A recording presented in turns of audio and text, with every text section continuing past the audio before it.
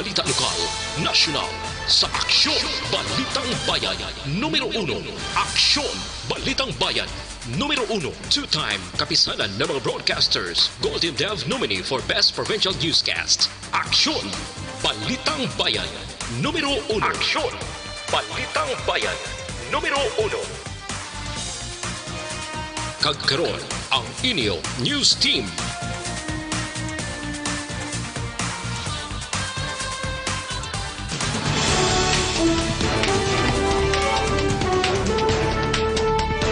Sa ato nga panguna nga mga Pangulong dinalan sa mga balita lokal, personal nga kaugot dinalantaw motibo sa pag-ambush sa isa ka pulis sa barangay Estefania.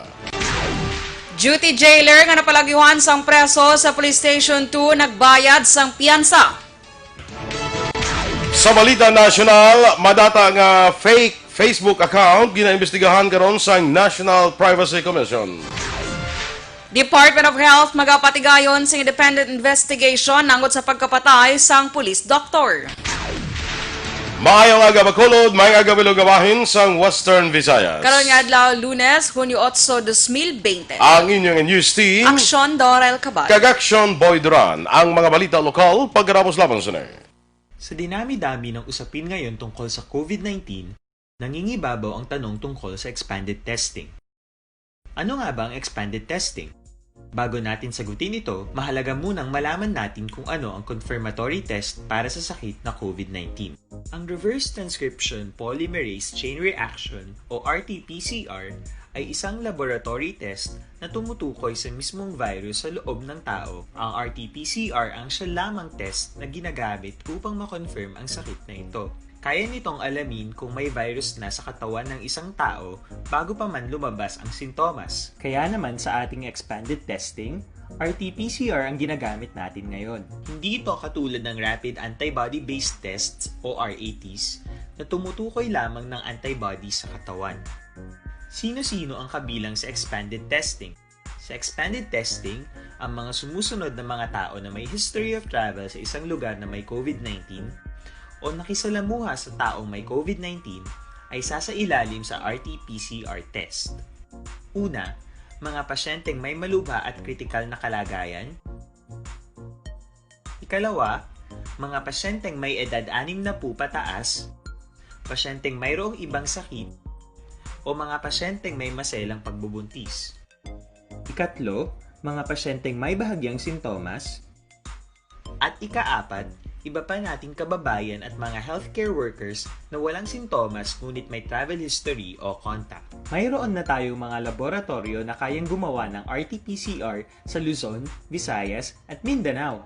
Sa kasalukuyan, layunin ng ating gobyerno na tumaas pa ang health system capacity ng bansa upang matest sina lolo, lola, kuya at ate na pasok sa populasyong kailangan ng testing. Ginagawa natin ito upang mabigyan ng tama at agarang atensyong medikal ang mga pasyente at para matukoy ang iba pang tao na nakasalamuha nila. Mahalaga ang pagpapatest sa paglaban sa pandemya, pero mas mahalaga kung mapapanatili ang kalusugan ng ating katawan. Mas mainam kung lalabanan natin to ng sama-sama. Ika nga, prevention is better than cure. Mag-exercise, kumain ng tama, practice cough etiquette, sundin ang 1 meter rule sa physical distancing, maghugas ng kamay, at higit sa lahat, kung maaari ay magstay at home. Samahan kami sa susunod na video para malaman ang kaibahan ng RT-PCR sa RATs.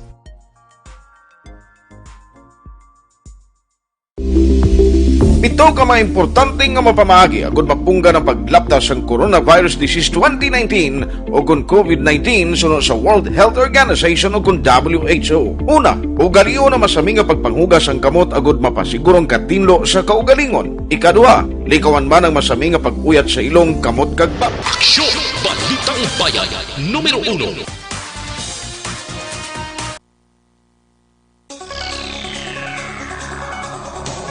Aksyon Radio Philippines Standard Time, 8 minutos na nagaligad sa tak ng alas 6. Detalya na sa mga balita lokal. Ginaangot sa Police Station 4 sa trabaho kag personal nga kaugot. Natabo nga pag-ambush kay Police Staff Sergeant Miguel Perez 43 anyos dira sa may Camelot, Barangay Estefania, siyudad sa Bacolod. Mga pasado las 10 ang tagna sang aga kahapon nga adlaw, Hunyo 7. Sunod kay Police Station 4 Commander Major Charles Sever, nag-usar sang long firearms ang mga suspetsado base man sa na-recover nga mga bala sa lugar sang insidente. Una din nagapapuli na si Perez sakay sa Toyota Wigo nga salakyan sang hinali ang parakan luthang sa wala makilalan nga suspetsado.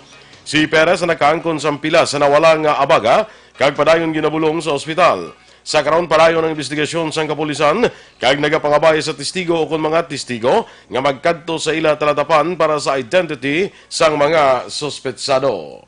Unidentified ng mga suspetsado na nagkanda sa ambush. Yara siya sa ibabaw, bali high ground.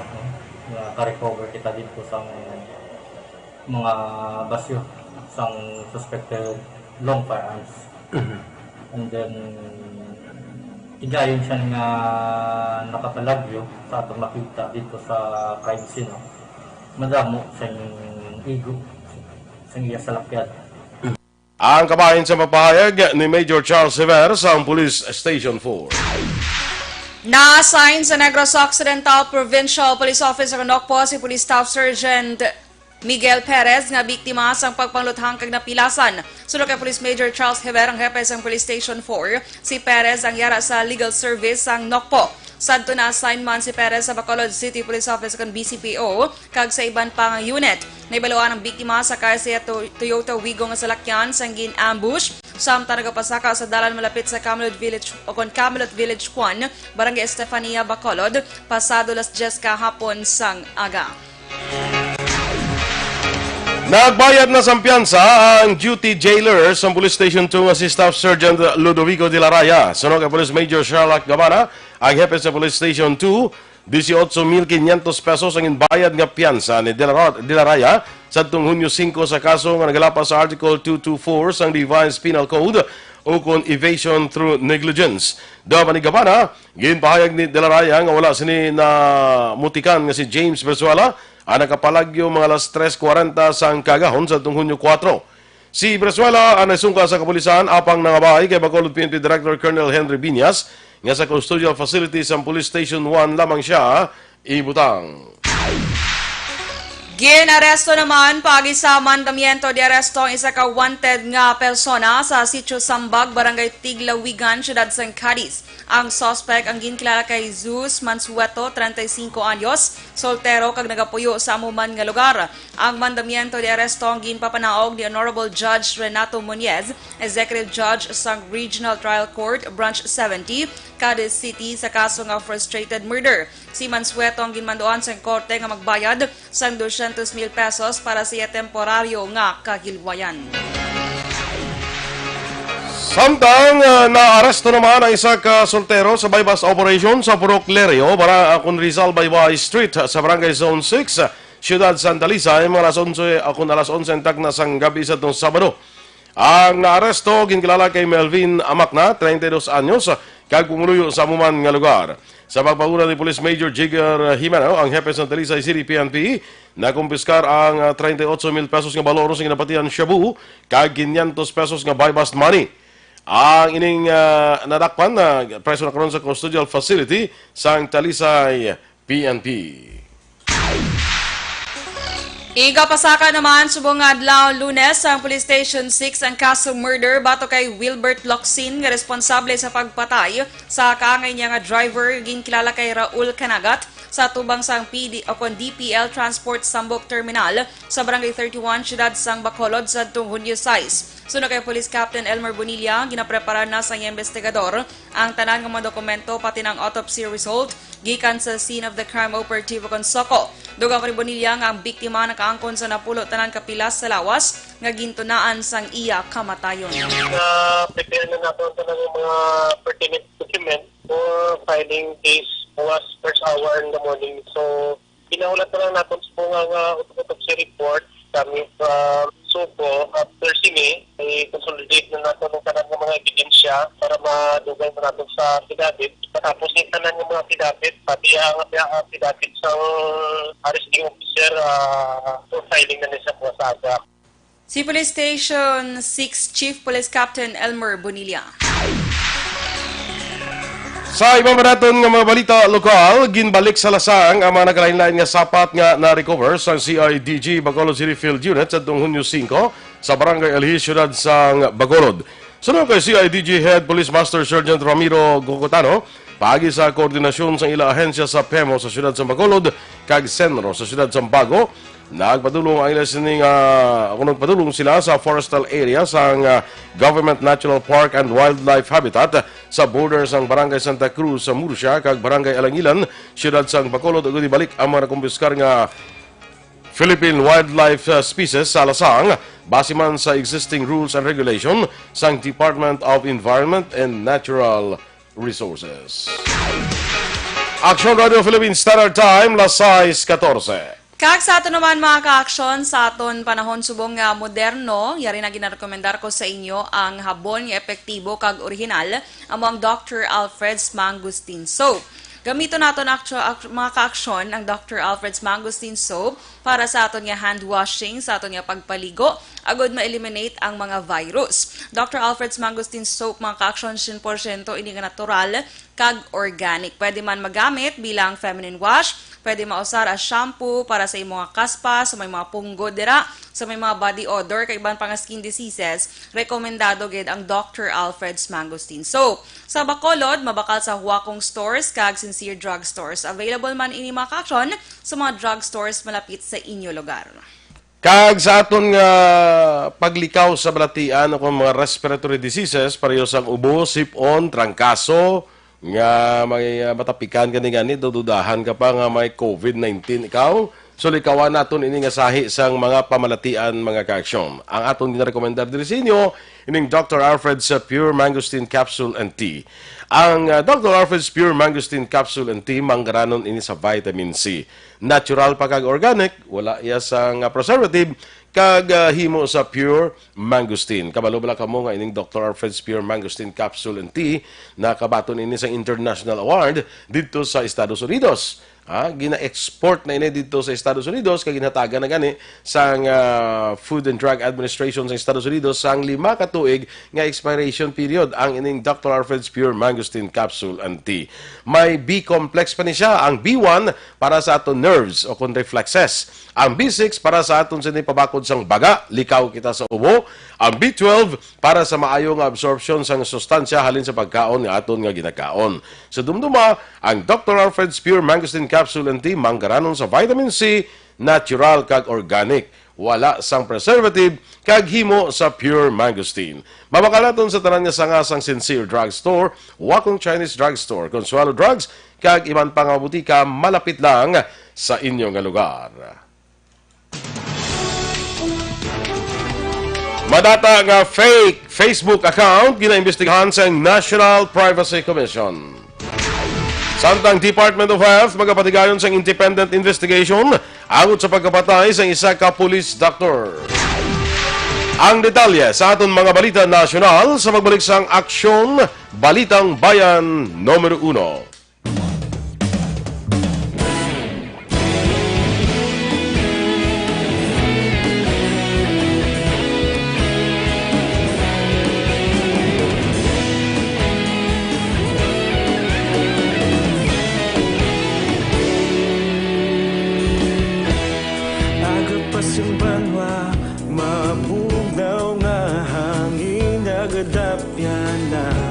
Ikaw nang ginapamati, alamon ginasandigan. Tingog sang probinsya, kamatuuran ginapalap na. Minsay nga may dala, paglaom kag kasanat. Tinuig na nagligan, ikaw gihapon ang ako nga istasyon. Sa pagbudlak sang adlaw, sa pagtuhaw sang biton. Mga balita ang dala, inspirasyon. Aksyon radyo, Bacolod man sa gihapon. Padayon Aksyon radyo, Bacolod saludo sa imo. Padayon Aksyon radyo, salamat isa pagserbisyo. Patas kag balanse, matuod nga mensahe,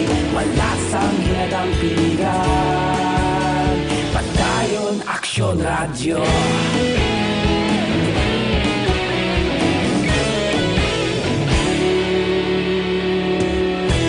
Magkulong yung tagnegro sa nun inyong pamatian. Stasyon nga nagapalaplag sang kamaturan. Mabakod nga prinsipyo, reporter handa sa serbisyo. Kahapon, karong kag sa gihapon, kita magapadayon. Tinuig na nagligan, ikaw gihapon ang akon nga istasyon. Sa pagbutlak sang adlaw, sa pagtuhaw sang bituon, mga balita na may dala inspirasyon. Aksyon Radio, bakolon man sa gihapon. Padayon Aksyon Radio, bakolon saludo sa imo. Padayon Aksyon Radio, salamat gid sa pagserbisyo. Patas kag balanse, matuod na mensahe, wala sang ginadampilikan. Padayon Aksyon Radio. Una sa balita, una sa aksyon, sa bakolon Aksyon Radio. Una sa balita, una sa aksyon, sa bakolon Aksyon Radio. Kita ulog na ngay, sabisan anong ang kalintangan. Responsable na pagbalita, pagdayon na ipalaknan. Malasig pero sigurado, aksyon na may dala pagpalanggan.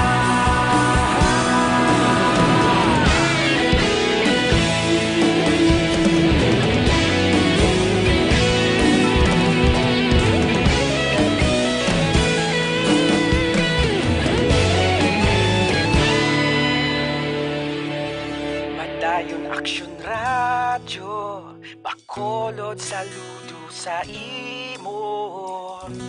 Padayon Aksyon Radio, salamat gid sa pagserbisyo. Nasang mga balita nasyonal, ginatutukan na sa National Privacy Commission ang mga report nga nagwa ang ginaligar impostor nga Facebook accounts. Sunod kay Privacy Commissioner Raymond Enriquez Liburo, padayon sila nakabaton sa mga report alin sa nagalalain nga sektor. Duha pa ni Liburo nga kadamaan sa mga nag-report amo ang mga academic institution. Galayo naman nga ginpalambot ang mga report sa Facebook. Nag-aapilar man si Liburo sa publiko nga i-report ang mga impostor nga accounts sa Facebook pagi sa www.facebook.com/help/report.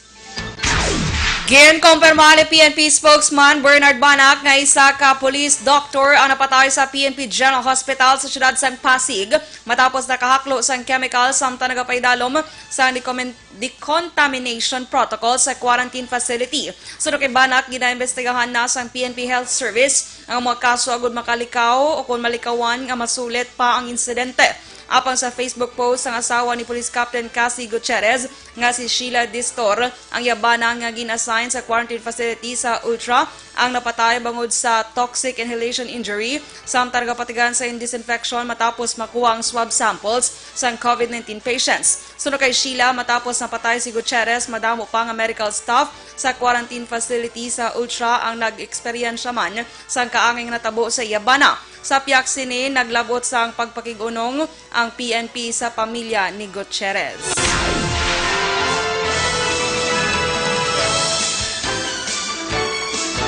Pangunahan naman sa Department of Health ang independent investigation sa police doctor nga napatay matapos nakahaklo sang toxic chemical. Si Police Captain Dr. Casey Gutierrez, 31 anyos ang napatay sa Mayo 31 matapos nakahaklo sang toxic chemical samtang yara sa quarantine facility para sa mga COVID-19 patients nga ginapangunahan sang PNP. Dua pa ka miyembro sang PNP Medical Reserve Force nga sa Police Staff Sergeant Steve Ray Salamanca kag Police Corporal Ronnie Toledo ang ginabulong karon sa PNP General Hospital matapos nag-eksperyensya sang kondisyon pareho ni Gutierrez. Ang tatlo ang naka-detail sa Philippine Sports Arena Samtang nagpatigan sang routine decontamination procedure sa PSA sa tong Mayo 24, aksidente nga na-spray sang grupo ang concentrated decontamination solution nga nagtugas ang irritation kag kabudlay sa ila pagginhawa.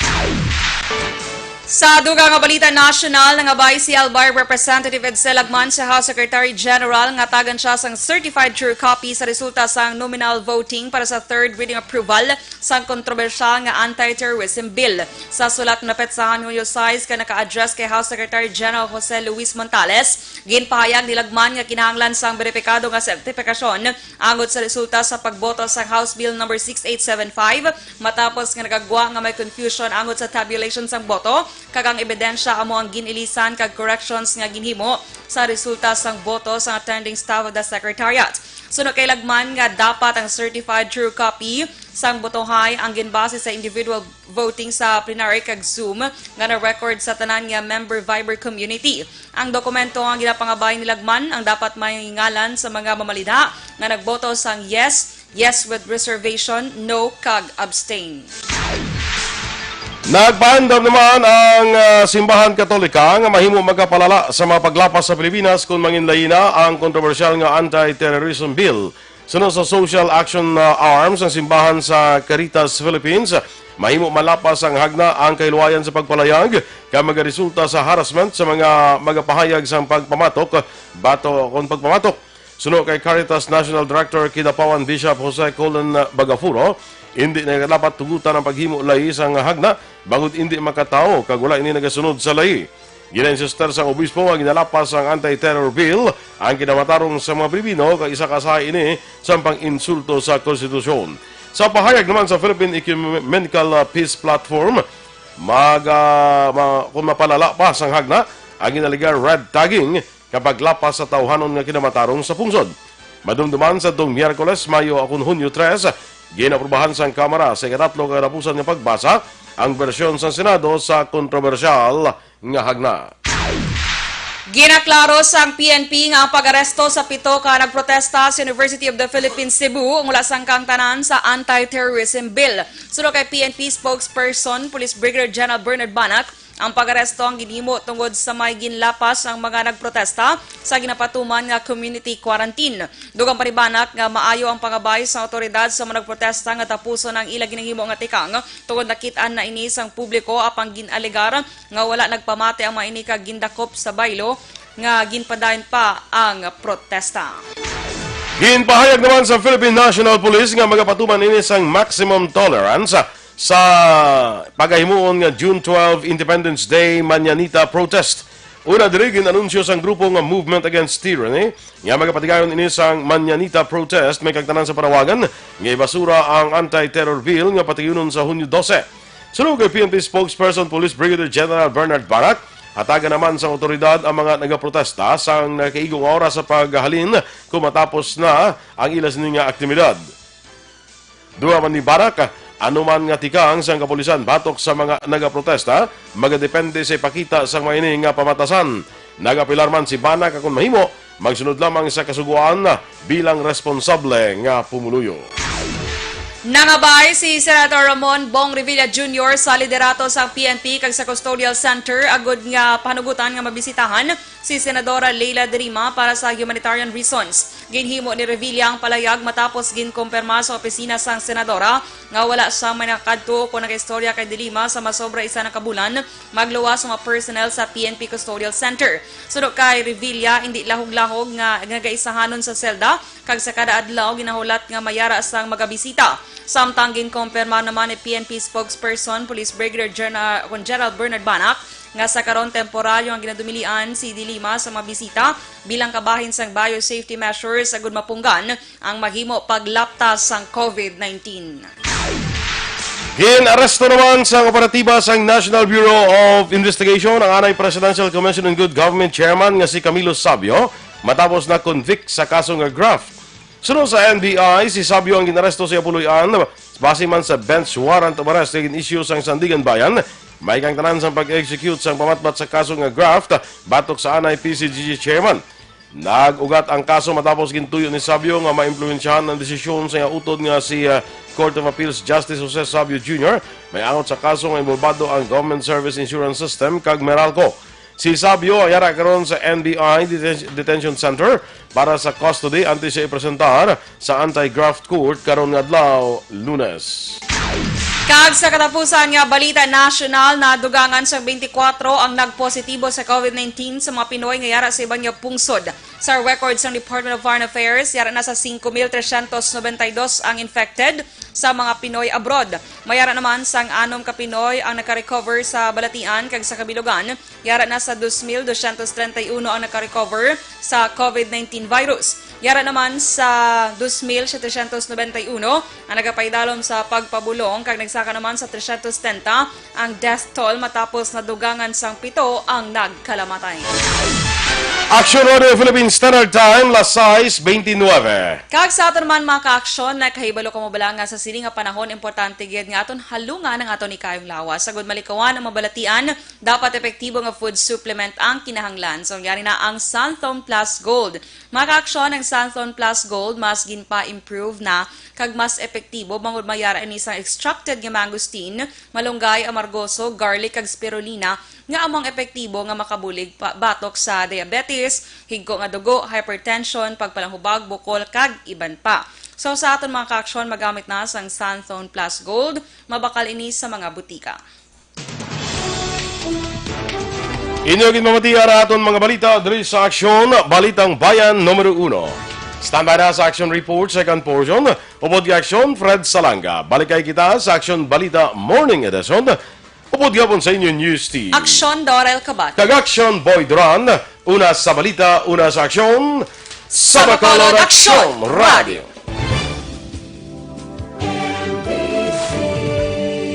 Manila Broadcasting Company.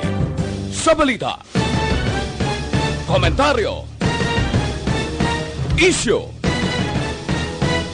serbisyo publiko. Sa Bacolod Aksyon Radio.